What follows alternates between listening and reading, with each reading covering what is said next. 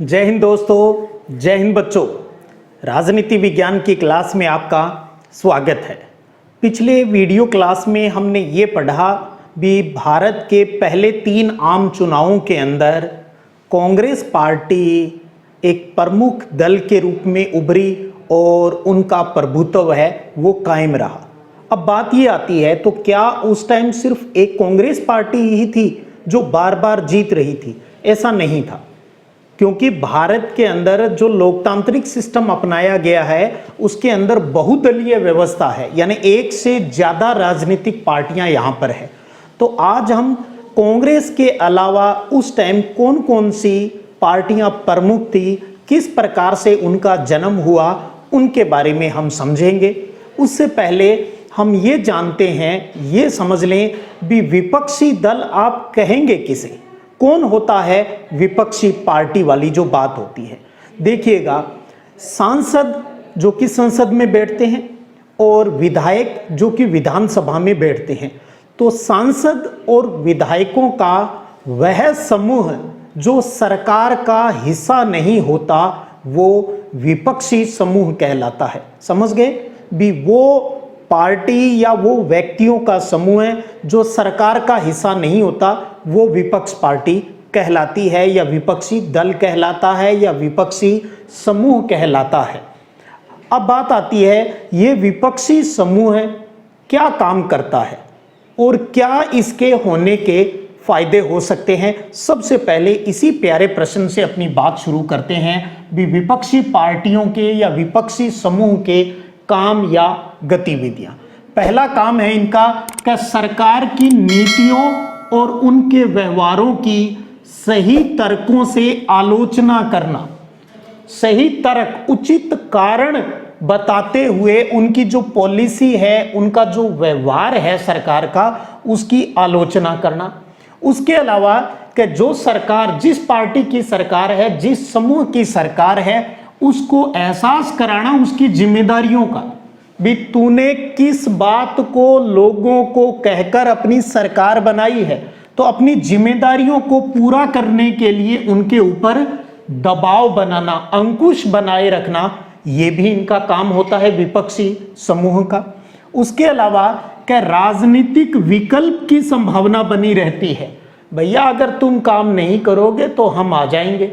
तो जनता के सामने भी ऑप्शन रहता है, भाई इस बार ये पार्टी काम नहीं कर रही, फलां व्यक्ति काम नहीं कर रहा, हम तो इस बार उस पार्टी को या उस अमुक दूसरे व्यक्ति को वोट है वो देंगे, उसे सरकार का हिस्सा बनाएंगे। उसके अलावा जो विपक्षी जो पार्टी या समूह होता है, उनके अंदर भी नए नए नेता तैयार होते हैं और आगे जाकर उनको भी बड़ी जिम्मेदारियां मिलती है और वो देश के सहयोग में, देश के आर्थिक सहयोग में, देश को मजबूत बनाने में अपना महत्वपूर्ण योगदान है वो दे सकते हैं। तो इस प्रकार सबसे पहले आज आपने ये जाना भी विपक्षी समूह के होने का फायदा क्या है। एक लोकतंत्र की मजबूती के लिए विपक्ष का मजबूत होना बहुत जरूरी है, वरना सत्ता पक्ष है वो तानाशाही हो जाएगा। सत्ता पक्ष तानाशाही नहीं हो, इसलिए विपक्षी समूह होना जरूरी है। और विपक्षी समूह का होना जरूरी नहीं, सिर्फ उनका अपनी जिम्मेदारियों का, इन जिम्मेदारियों का, इन गतिविधियों का निर्वहन करना भी उतना ही जरूरी है। तो अब हमने ये तो पढ़ लिया भी विपक्षी समूह के काम क्या होते हैं और क्या उन्हें करना चाहिए। अब वो विपक्षी पार्टियां उस टाइम देश की आज़ादी के बाद कौन कौन सी रही, किस प्रकार से उनका जन्म हुआ, थोड़ा उनके ऊपर भी नज़र दौड़ा ही लेते हैं। और इस कड़ी में सबसे पहले बात करते हैं हम सोशलिस्ट पार्टी की। सोशलिस्ट समाजवादी पार्टी जो है, सब ये समाजवादी पार्टी है। पहले इस पार्टी को जिसने बनाया, जो लोग इससे जुड़े हुए थे वो कांग्रेस का ही हिस्सा थे और कांग्रेस पार्टी के अंदर रहकर ही 1934 में उन्होंने अपना एक विचारधारा का, सोशलिस्ट विचारधारा का गुट बना रखा था।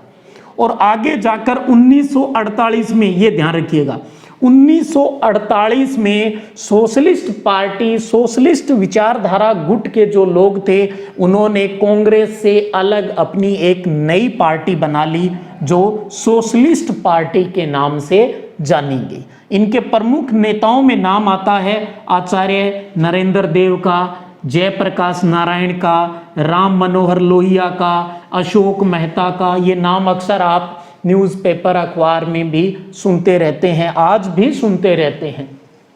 तो ये इनके प्रमुख नेता थे।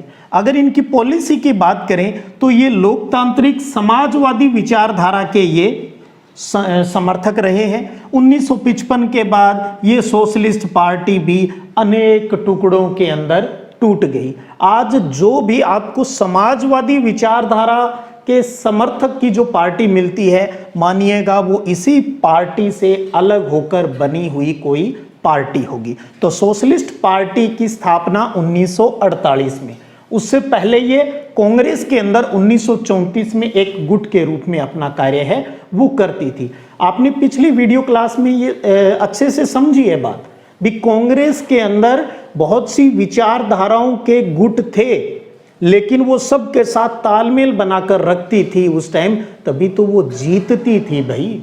अब बात करते हैं अगली विपक्षी पार्टी की, उसमें नाम आता है अपना CPI, communist party of India, भारतीय कम्युनिस्ट पार्टी। ये भी पहले कांग्रेस का ही एक गुट था, 1935 में बना था। ये 1934 में कांग्रेस के अंदर ही गुट बना था, ये 1935 में एक गुट कांग्रेस के अंदर ही एक और बन गया।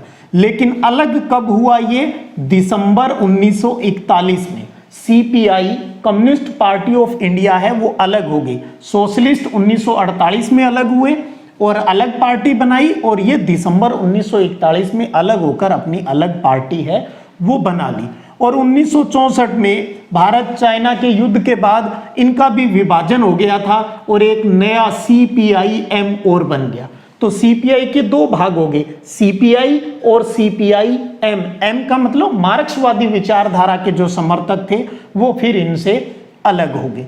इनके प्रमुख नेताओं में नाम आता है ए.के. गोपालन, एस.ए. डांगे, नमदूर रिपाद, पीसी जोशी और अजय घोष है, वो इनके प्रमुख नेता थे। और ये थी अपनी दूसरी विपक्षी पार्टी, विपक्षी समूह है उस टाइम का। और आपने ये भी जाना था भी पहला जो आम चुनाव हुआ, चाहे दूसरा हुआ चाहे तीसरा हुआ, उसके अंदर प्रमुख विपक्षी जो पार्टी थी वो यही सीपीआई थी। कांग्रेस ने सरकार बनाई तीनों ही बार, और तीनों ही बार सबसे ज्यादा सीटें जीतकर 2 नंबर की पार्टी रही सीपीआई। तो ये प्रमुख विपक्षी दल रहा उस टाइम।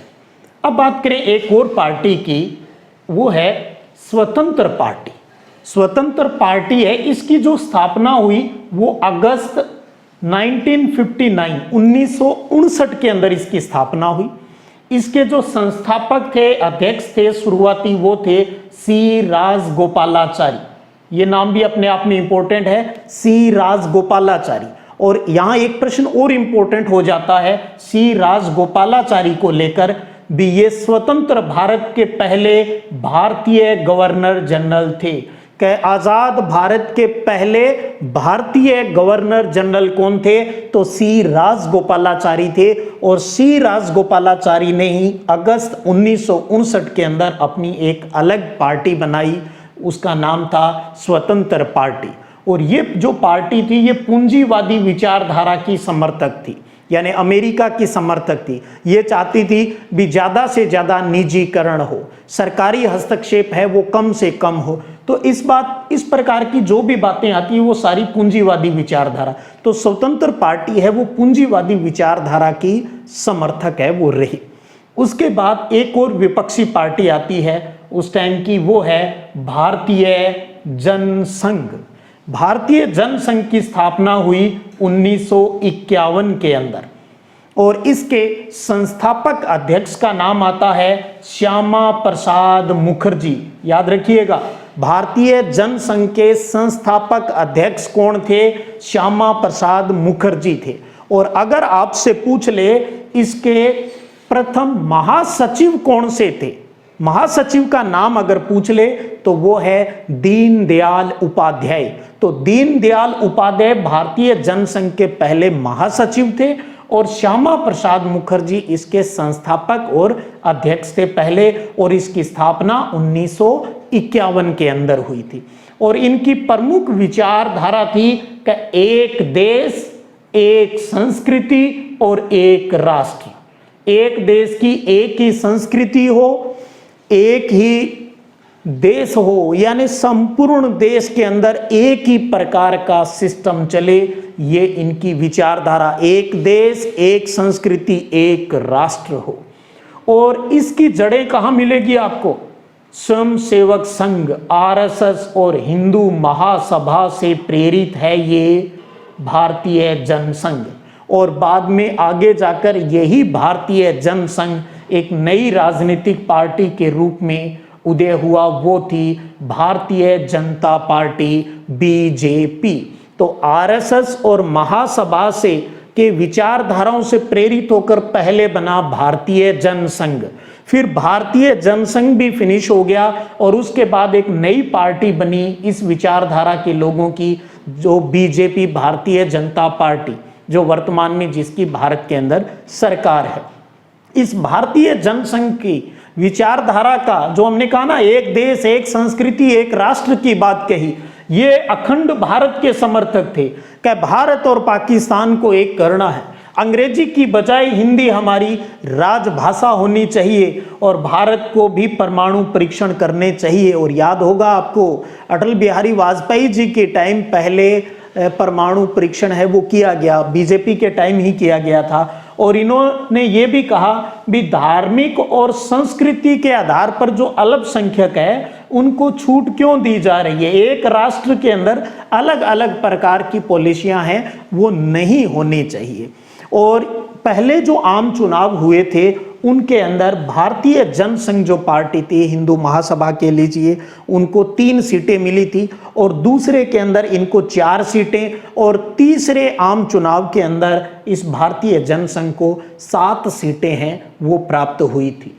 तो ये थी 4 प्रमुख विपक्षी पार्टियां, जिसमें हमने एक सोशलिस्ट पार्टी की बात की, ज़्यादा नहीं तो कम से कम आपको पार्टी का नाम और उसका जो स्थापना ईयर है उसके बारे में थोड़ी जानकारी रखना जरूरी है, और एक आधा कोई विशेष नाम है। तो 1948 में ये स्वतंत्र पार्टी बना, पहले कांग्रेस का ही एक भाग था। और फिर सीपीआई की बात करें तो दिसंबर 1941 में स्वतंत्र पार्टी बना, आगे जाकर ये भी सीपीआई और सीपीआईएम में टूट गया। और अगस्त 1959 में सी राजगोपालाचारी ने स्वतंत्र पार्टी बनाई। और फिर 1951 में श्यामा प्रसाद मुखर्जी, दीनदयाल उपाध्याय, उन्होंने मिलकर भारतीय जनसंघ पार्टी का निर्माण कर दिया। और आज यही पार्टी जो जनसंघ है वो एक नए रूप में भारतीय जनता पार्टी के रूप में वर्तमान में भारत के अंदर जो शासन है वो कर रही है। तो ये था अपना अध्याय एक दल के प्रभुत्व का दौर, जिसमें हमने ये जाना भी देश आजाद होने के बाद किस प्रकार से लोकतंत्र की स्थापना में हमारे सामने चुनौतियां थी। हमने संविधान का निर्माण किया, हमने नियम कायदे तैयार किए देश को संचालन के लिए, और एक जनता द्वारा चुनी हुई सरकार के सिस्टम के लिए हमने चुनाव आयोग को अपनाया। वो अपनी चुनौतियों से उबर कर बाहर आया और देश के अंदर चुनाव बड़े निष्पक्ष और स्वतंत्र तरीके से कराना स्टार्ट किया, और जो अब भी करवा रहा है। और शुरुआती 3 जो थे हमारे जो आम चुनावों का टाइम, तो उस टाइम हमने देखा कांग्रेस का प्रभुत्व ही रहा, यानी कांग्रेस की सरकार ही सेंटर में रही और राज्यों के अंदर भी मुख्यतः कांग्रेस की सरकार ही रही।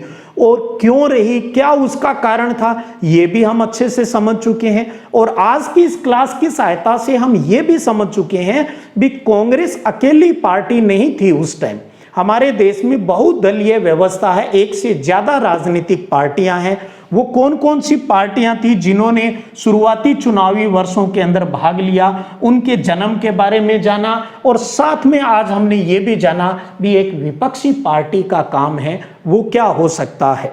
तो ये थी आज की वीडियो क्लास, और इसके साथ ही अपना अध्याय है वो भी पूरा होता है। और एक प्रश्न मैं जाते जाते आपसे जरूर पूछूंगा, और वो प्रश्न है आज का कि भारत के अंदर मतदान दिवस है वो कब मनाया जाता है? भारत के अंदर मतदान दिवस है वो कब मनाया जाता है? इस प्रश्न का जवाब आपको मुझे कमेंट बॉक्स के अंदर जरूर देना है। उम्मीद करूंगा अभी आप अच्छे से जवाब देंगे। और एक प्रश्न और आपसे पूछ लेता हूं साथ में, क्या कांग्रेस का पहले आम चुनाव में चुनाव चिन्ह कौन सा था? कांग्रेस का पहले आम चुनाव में चुनाव चिन्ह कौन सा था? जरूर इन दोनों प्रश्नों का आपको आंसर कमेंट बॉक्स में देना है। मुझे पूरा विश्वास है आप एक्टिव पार्टिसिपेट करते हुए इसके जवाब जरूर देंगे। चलिएगा, फिर मिलते हैं नए अध्याय के साथ, राष्ट्र निर्माण की एक नई चुनौती के साथ। जय हिंद, जय भारत।